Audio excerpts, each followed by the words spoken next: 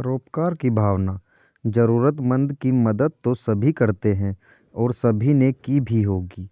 किसी ज़रूरतमंद की मदद करना अच्छी बात है, लेकिन इस कहानी में जिस तरीके से मदद की है वो तरीका बहुत ही अच्छा है और दिल को छू ले ऐसा है। ये कौन सा तरीका है, ये जानने के लिए आपको पढ़नी होगी ये कहानी। एक लड़का पैदल किसी रास्ते से जा रहा था। उस लड़के ने देखा कि सामने वाले बिजली के खंभे पर कागज़ की पर्ची चिपकी पड़ी है और उस पर्ची में कुछ लिखा हुआ है। वो लड़का थोड़ा नज़दीक जाकर पर्ची में क्या लिखा है वो लड़का थोड़ा नज़दीक जाकर पर्ची में क्या लिखा है वो देखने लगा। उस कागज़ की पर्ची में लिखा था, कल इस रास्ते से गुजरते वक्त मेरे 100 रुपये कहीं गिर गए थे। मैंने ढूंढने की बहुत कोशिश की, लेकिन मुझे वो पैसे नहीं मिले। कृपया इस रास्ते पर कहीं भी किसी को भी मेरे 100 रुपये मिले तो इस पते पर पहुंचा देना। पर्ची में उसका पता भी लिखा हुआ था। लड़के को ये पर्ची पढ़कर उस पते पर जाने का मन करने लगा। वो लड़का उस पते पर जाने के लिए आगे बढ़ने लगा। उस पते पे जाकर उस लड़के ने देखा कि वहाँ पर एक झोपड़ी है। लड़के ने बाहर से आवाज़ लगाई तो उस झोपड़ी में से एक वृद्ध औरत लाठी के सहारे बाहर आने लगी। लड़के को पता चल गया कि वो वृद्ध औरत सिर्फ अकेली ही इस झोपड़ी में रहती है। वो लड़के ने उस वृद्ध औरत से कहा कि माँ, जो आपके 100 रुपये जो गिर गए थे वो मुझे मिले हैं।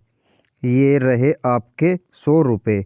उस लड़के की बात सुनकर वो वृद्ध औरत रोने लगी और कहती कहती है कि बेटा, अब तक करीब 15-20 लोग मुझे 100 रुपये देकर जा चुके हैं।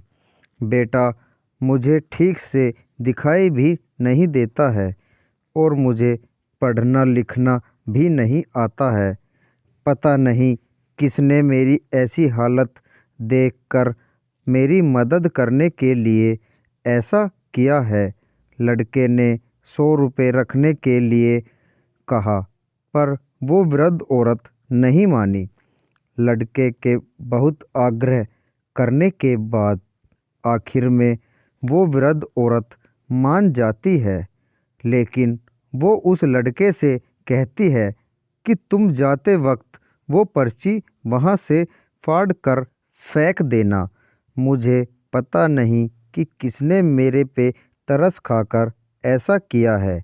लड़के ने कहा, माँ जी, आप इस बात की फ़िक्र मत करना कि मैं वो पर्ची फाड़ दूंगा। अब वो लड़का उस वृद्ध औरत के घर से निकल जाता है। थोड़ी देर चलने के बाद उस लड़के ने सोचा कि आखिर मुझसे पहले आए हुए उन 15-20 लोगों को भी इस माँजी ने वो पर्ची फाड़ने को कहा होगा, लेकिन उनमें से किसी ने भी पर्ची को नहीं फाड़ा, तो फिर मैं क्यों फाड़ दूं। वो लड़का उस पर्ची को बिना फाड़े ही वहाँ से चला जाता है। उस लड़के के मन में उस व्यक्ति के लिए बहुत ही आदर और सम्मान था जिसने ये तरीका ढूंढा था और इस ज़रूरतमंद वृद्ध औरत की मदद की थी। मोरल: हमारे मन में सिर्फ किसी ज़रूरतमंद की मदद करने की इच्छा होनी चाहिए, क्योंकि मदद करने के तो बहुत सारे तरीके होते हैं। हम किसी भी तरह मदद कर सकते हैं। दोस्तों, अगर आपको कहानी अच्छी लगी हो तो लाइक, शेयर, कमेंट और चैनल को सब्सक्राइब करना मत भूलना। आपका कीमती समय देने के लिए धन्यवाद।